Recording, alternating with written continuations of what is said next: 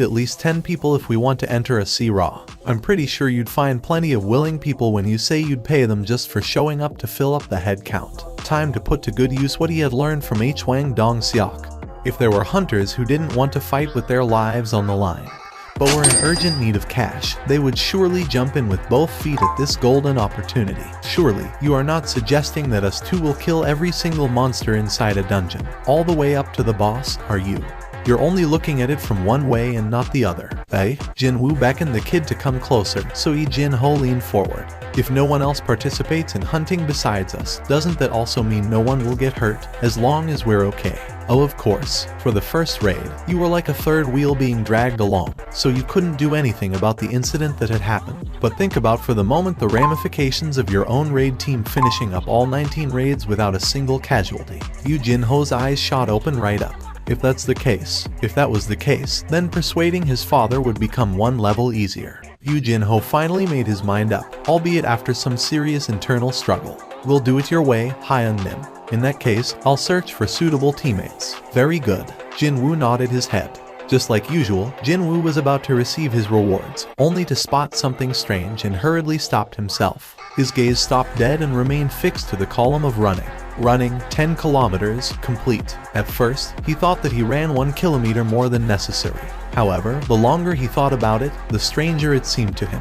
I've filled up my quota, so why did it keep recording the extra distance? Jinwoo's gaze became sharper. Was this really nothing more than coincidence? The count for press up also kept climbing up. Suddenly, he became rather curious just how much higher the numbers would count to.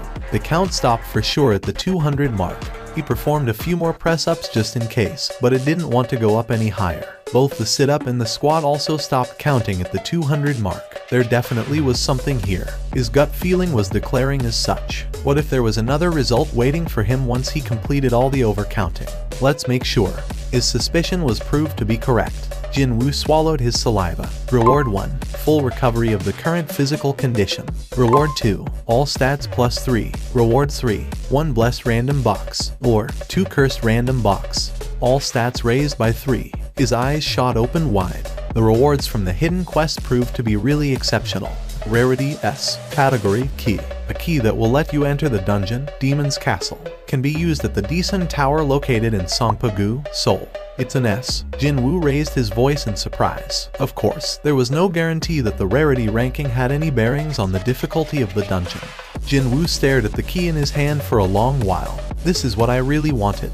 If there was one silver lining to be found here, then that would be the explanation saying he'd be able to enter the dungeon with this key, unlike the previous one which said he'd be transferred instead. The implication being that he could escape at any time if he felt like it. Jinwoo took a good look around him, before pulling up the hood attached to his top to hide his face. If someone saw a person disappearing and appearing again in thin air without a gate around, that might cause a bit of ruckus. Not only that, there were several CCTV cameras installed here and there in the near vicinity, so it wasn't such a bad idea to avoid being too conspicuous. Actually, there was someone busy eyeing Jinwoo right at that moment. Who could that kid be? To think there would be a straggler wearing a hoodie busy loitering around the building at this time of the night. The security guard watching on from inside the building found Jinwoo's behavior rather suspicious and stood up from his chair. However, as this guard walked towards the door, he couldn't help but come to an abrupt stop and his eyes opened up real wider. Well, what the heck? The security guard gasped out in a surprise and hurriedly ran outside. The man was definitely walking towards here, yet he had vanished from the view, just like that. Jinwoo pulled the hood back and took a look behind him. It was a sight shocking enough to make him groan. Just now, when he was taking a few steps towards the Desun Tower, the world in front of his eyes transformed in an instant. Could this place even be called a dungeon anymore? A completely different world was waiting for him. Instead of the vanished Desun Tower, a massive tower-like structure stood there. Wait, is that really a tower, or should I call it a castle instead? A tower rising up high into the air without an end, wrapped in reddish-black flames. It was as if the tower wasn't burning, but it was spewing out billowing flames instead. A burning tower? Huh. Rather than the name of Demon's Castle, maybe that nickname suited it better. Jinwoo slowly walked towards this burning tower. The closer he got, the louder the noises of flames rampaging around grew. Can I even enter this thing in the first place? However, even if he did, there was yet another problem to consider. Just like the last instant dungeon that was based off on the subway station, there was a good chance that, since this dungeon was based off on the Desun Tower, He'd have to climb up 100 floors to clear it completely. He couldn't even begin to imagine just how long that would take. Jin Woo's steps came to a halt. He sensed a strong aura near the entrance. He slowly surveyed the surroundings and spotted a black lifeform the size of a bull huddled in slumber right in front of the doorway. Jin Woo carefully summoned the poison fang of Kasaka.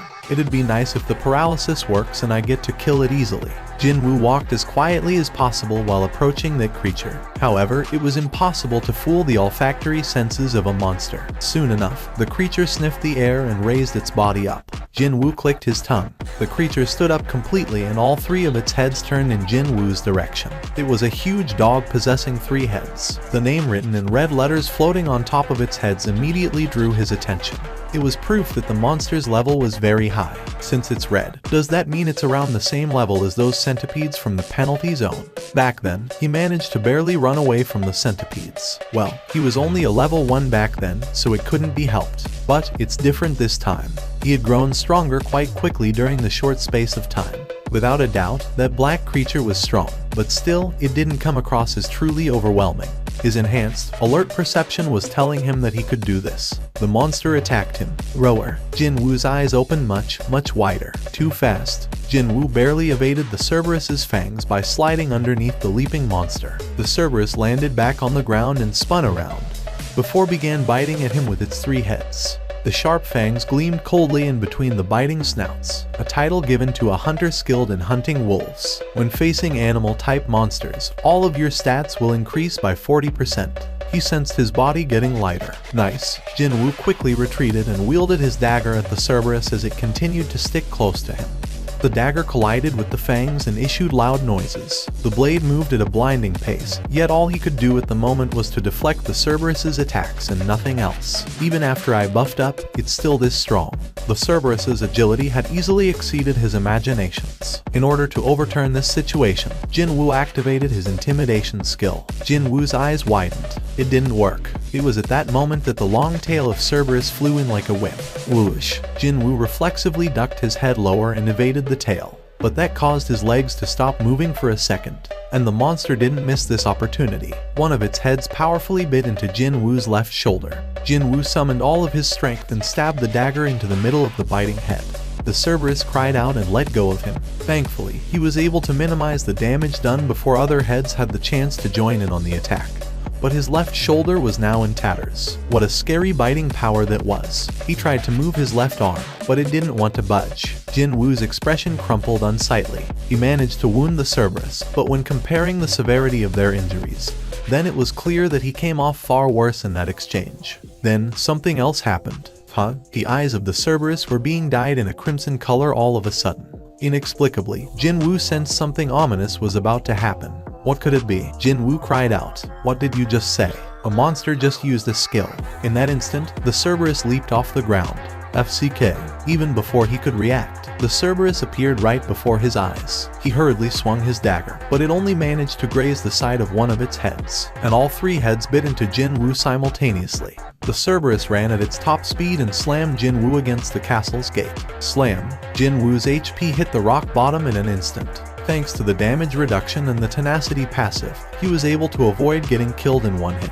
Jin Woo's eyebrows shot up in anger. It'd be easy to go mad from pain and wildly thrash about, but he'd lose this great opportunity, which would most likely never happen again. Losing his consciousness now would mean his end. He immediately collected the first reward from the daily quest he had saved up until now. A blue light enveloped him and all depleted health reverted back to full.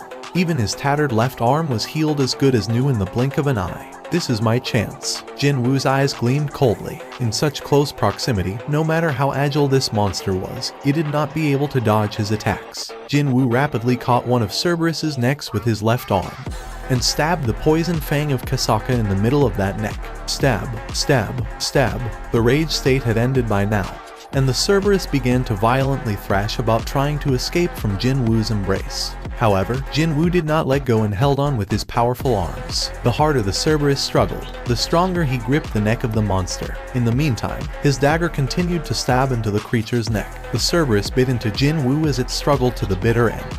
But the battle had already been decided by then. In the end, the heads of the Cerberus fell to the side, lifeless.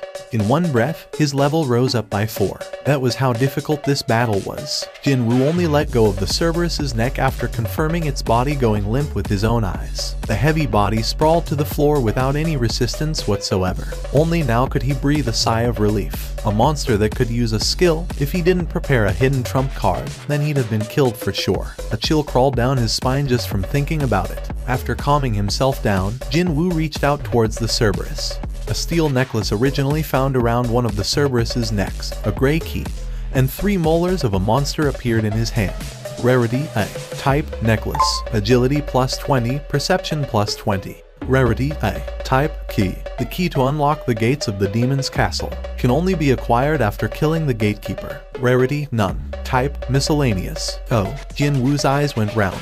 This necklace can boost both my agility and perception by 20 points. A necklace with eye-spinningly good options came out. Its rarity was also ranked out of all the items he'd seen so far. This one featured the highest rarity ranking yet. It was a rather nice baseline to judge the overall difficulty of this dungeon. In other words, the difficulty of clearing the demon's castle would be incredibly high. Jinwoo stared up at the burning tower. Crackle, pop. The very top of the structure was completely shrouded in some kind of blurry fog. He had to actually enter the tower if he wanted to see what was going on inside. But Jinwoo shook his head. Now's not the time. He only barely managed to hunt down a single sentry standing guard by the door, even with his title buffing him up and resorting to using up the quest reward, too. He couldn't even guess just what kind of danger would be waiting for him beyond that gate. Although he was slightly unwilling, he stored the gray key inside his inventory. I'll return, definitely, very soon. Jinwoo smiled as he turned around to leave. Pardon me, young man. I see that you're feeling much better now. A rather friendly voice came from behind him and Jinwoo turned around to look who it was. Who is he? Because of his high perception stat, he knew that there was a hunter nearby. But this was a supermarket where lots of people came and went, and hunters also had to go shopping too, so he didn't dwell on the matter for long. However, he didn't expect that hunter to engage him in conversation. Not only that, a hunter he actually knew, too. Jinwoo's expression brightened in an instant. Mr. Song. Song Kai-yol looked at Seong Jinwoo with an expression half in disbelief and the other half in delight. I did hear the news that you were fine, but I still can't believe it, even after running into you like this. Song Kai-yol's gaze naturally headed lower, and then, his eyes grew extra wide in shock. Your leg. Jinwoo calmly made his reply. When I came to, my leg had been all healed up. Even I'm not sure what happened to me. A healer ranked S could reputedly heal a person who was ripped to shreds back to normal, as long as the victim was still alive. What if a high-ranking healer healed Jinwoo's injuries while he was unconscious? If that was the case, then his severed leg being reattached didn't even qualify as a miracle. It'd do no good to see a young man such as yourself become disabled like that. What a relief this is. What a relief. Song Kai-yol lightly patted his chest as if a big weight of his had been lifted off his shoulders now. It was then, Jinwoo's gaze drifted towards Song Kai-yol's left arm. The older man's sleeve was empty. Song Kai-yol chuckled and massaged his left shoulder. Don't you worry about it. A hunter getting injured during a raid is a normal occurrence, after all. No, I've been lucky for not running into an accident until then. Song Kai-yol spoke as if it wasn't much to fret over, but the gazes of other people walking by weren't like that. Song Kai-yol came to a stop where it was quiet and isolated. Jinwoo also stopped there. Song Kai-yol turned to look at Jinwoo and before the youth could stop him, bowed his head 90 degrees. Mr. Seong, thank you. If you say 11 people died because of me, then you are responsible for saving 6 lives that day. My share of the blame in that matter is the biggest, so on the behalf of all the hunters who were there, let me say thank you. Song Kai-yol meant every word he spoke, and Jinwoo could feel the older man's sincerity as well. The situation had become somewhat awkward, but it didn't feel so bad.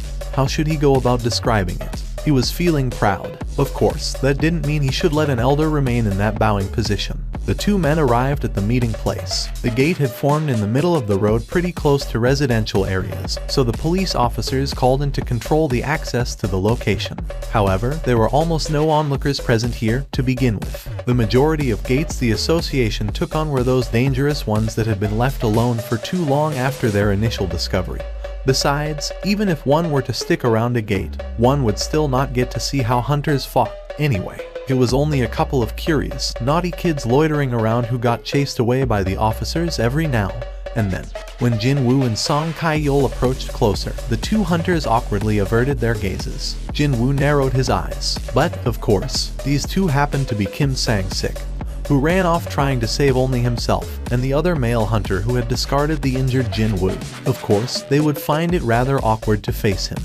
Excuse me, Mr. Seol. Kim Sang-sik was thinking of at least greeting the youth, but when he was subjected to Jin Woo's cold glare, he eventually shifted his gaze away. There she is. Jin Woo also turned his head in the direction Song Kai-yeol was looking at. But, before he had the chance to completely turn around to look, Mr. Jin Woo, something rather soft suddenly hugged him tightly. Miss Ju Hui. While Jin Woo was getting flustered, Ju Hui was too busy making sure he was fine with a tearful face. Are you alright? You are not hurt anywhere, right?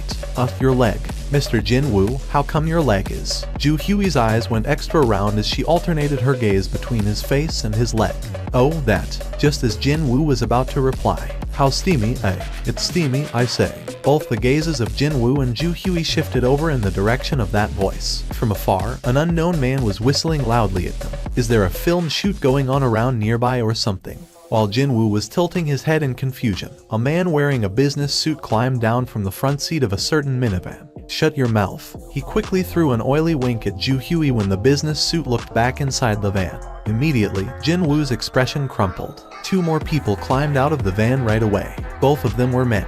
And particularly worthy of note was the fact that they all wore prison overalls and had been cuffed as well. The employee called for the hunters to gather around. These folks are the replacement convicts who will participate in the raid alongside you, hunters. And so, the expressions of the hunters hardened considerably. Kim Sang-sik was the first to step forward. What? Replacement convicts? Are you telling us to go on a raid along with a bunch of criminals? Hunters who had committed crimes had two choices. Either spend their allotted time behind the bars, or cooperate with the association and reduce their sentences. Most chose the latter option, and they were referred to as the replacement convicts. The association employee repeatedly lowered her head. I'm really sorry about this. It's only because the number of hunters active in our district has declined so much that the association has no choice but to do this. However, they will be accompanied by a hunter from the monitoring division, so you don't have to worry too much. Kim Sang-sik asked, still full of suspicion. A hunter from the monitoring division, you say? Yes, all the convicts are rank CS, but the hunter from the monitoring division is actually a rank B, so there is nothing for you to worry about. Kim Sang-sik nodded his head. The popular opinion stated that you'd need around 10 C rank hunters in order to contend against a single hunter ranked B. Well, a B rank was personally coming to monitor the troublemakers, not to mention participating in the raid itself, so there was no reason to say no here. Something's off here. He could sense a minute trace of murderous intent flowing between those four. Was this also one of the facets of the enhanced perception stat? Or was he simply being overly cautious? In any case, he was overcome with this unexplainable anxiety all of a sudden. So, Jin Woo whispered in Ju Hui's ear, Miss Ju Hui, please don't participate in this raid. Ju Hui looked up at Jin Woo's eyes and asked back, what about you, Mr. Jin Woo? Rather than answering her, he too asked back, if I say I'll be going, well, in that case, I'm going too. She looked like she'd follow him, no matter what. I'm sure she's only doing this because she's concerned about me. And he learned through prior experience that whenever Ju Hui's face was forming that expression, she'd suddenly become a very stubborn young lady, and she'd never change her mind. No matter what. There shouldn't be a problem with me around, right? After all, he had experience dealing with Hwang Dong-seok's gang, which contained 5 rank CS in their midst. The agent from the monitoring division finished signing on all of the documents, and then came to speak to the gathered hunters. My name is Kong T-sik from the monitoring division. I believe you've been informed of the situation. I'll keep a very close eye on those 3, so you can rest easy. Kong T-sik then beckoned the 3 convicts to come closer. They all trudged towards him and presented their hands. With a practiced hand of his own, Kong T-sik swiftly undid their cuffs. Wowzers, I thought I was gonna die from the stuffiness just now. We ain't even slaves, so isn't it against our rights for you to drag us around here and there like this? The convicts massaged their freed wrists and continued to pile on their complaints. With Song Kai-yeol in the lead, hunters entered the gate one by one. Let's get going as well. Jinwoo and Ju-Hui also entered the gate, albeit at the same time. Perhaps the trauma from the last incident remained with her, because she ever so slightly held onto Jinwoo's sleeve. Goblins were the main enemies for this dungeon. They were the weakest of all man-type monsters out there, so clearing the dungeon itself wasn't hard at all. These strange-looking creatures were weak enough for Jinwoo to fight evenly one-on-one even before he got his power boost. Still, Jinwoo did his utmost best to carefully hunt goblins with his bare hands. The C-ranked convicts must have been really excited by the taste of freedom because they were wildly swinging their weapons and energetically ripped goblins to shreds. From that scene alone, it was difficult to tell apart just who were the monsters and who were the humans there. A forked road with 3 paths appeared before them. Kong T-Sik made a suggestion to Song Kai-Yol. Since the difficulty of the dungeon is low, how about splitting up from here onwards? Yes, let's do that. Song Kai-Yol readily agreed to that idea. Jinwoo closed his eyes and extended his perception to the max. Now, which path leads to the boss? He was hoping that maybe the boss would give him a few experience points, at the very least. Soon enough, he could pick up on the auras of all living creatures inside the dungeon. Jinwoo opened his eyes and spoke to Song Kai-Yol. Let's go left. Okay, Jinwoo, Song Kai-Yol, and Ju-Hui chose the left pathway. Kong T-Sik and the 3 convicts the right one, and the remaining 2 went down the middle one. Jinwoo's heart began beating a little bit faster. The boss is at the end of this passage. Although it couldn't be described as strong, a unique and different aura from that of a goblin was leaking out from the end of this cavern-like passageway. He wanted to quickly kill the boss. However, groups of goblins kept jumping out at him every couple of steps he took, and this hindered their progress. And this time, there were around 10 of them or so. One carried a wooden club, one held a wooden sword, one even held a long wooden shaft with a stone shard crudely tied around the tip. They had armed themselves to the best of their abilities, but none of them managed to threaten him. Haven't you guys had enough yet? Jinwoo frowned really deeply. And so, as they steadily cleared the dungeon, out of the blue, screams reverberated throughout the dungeon from somewhere, one after the other. Those weren't from the goblins. No, they definitely belonged to humans. Jinwoo, Song Kai-Yol, and Ju-Hui exchanged glances. They thought the things had calmed down, only for yet another desperate scream to enter their ears. Song Kai-Yol's expression hardened. Let's go take a look. The 3 of them quickly ran to where the screams came from. Jinwoo could have run faster than his 2 companions, but for the sake of their safety, matched their speeds. Just how long did they have to run? Ju-Hui cried out in alarm after finding a person. There's a person there, and it just so happened to be the hunter from the monitoring division. Kong T-Sik. Ju-Hui couldn't watch on anymore and hurriedly ran towards Kong T-Sik. Hold on, I'll heal you right now. Kong T-Sik rapidly raised his upper body up and took aim at the center of Ju-Hui's neck with his hand full of magical energy. Swish! Just before his fingertip could touch Ju-Hui's Adam's apple, someone managed to grab Kong T-Sik's wrist just in time. Kong T-Sik's gaze followed the hand grabbing his wrist and to its owner, and Jinwoo's face was at the end. Jinwoo's eyes were emitting a very strong light of murderous intent. Kong T-Sik frowned deeply. How dare you, FC King Association bottom feeder. Kong T-Sik hurriedly yanked his arm loose from Jinwoo's grasp. Now that both of his hands were freed, Kong T-Sik began pouring out attacks without a rest. However, Jinwoo also moved at the speed that didn't lose out to Kong T-Sik and went on the offensive of his own. 2 fists and arms belonging 2 men endlessly collided and traded countless blows. None of them showed any signs of backing off. Seizing this opportunity, Song Kai-Yol quickly dragged Ju-Hui away from the area. However, there was one person here who was even more shocked than Ju-Hui, and that was none other than Song Kai-Yol. Just how on earth is this possible? This fierce battle unfolding at a scarcely believable speed. He was having a hard time trying to follow with his eyes. Something like that was expected of a high-ranked hunter, so that was fine. But then, the Seong Jinwoo fighting that man couldn't have been the same person from Song Kai-Yol's memories. The youth was definitely not losing out against a rank B hunter at all. I'm a C rank, and even I can't follow his movements with my eyes. Indeed, his gut feeling proved to be right. The Jinwoo in front of his eyes right now was not the same youth from his memories, an E rank who was weak but possessing a good head on his shoulders. In the blink of an eye, the 2 traded hundreds of blows and they quickly stepped back while trying to catch their breaths. Kong T-Sik couldn't control his curiosity and asked out aloud, "Who the hell are you? What rank are you?" Jinwoo summoned the poison fang of Kasaka, and while grasping it tightly in his hand, replied rather curtly, "Seong Jinwoo, I'm rank E." Kong T-Sik felt like someone had hit him in the back of his head. A beastard that displayed the movement equal to his own speed, which was unmatched within the rank B, introduced himself as a measly rank E just now. Is he trying to make fun of me? Kong T-Sick gnashed his teeth. No, hang on.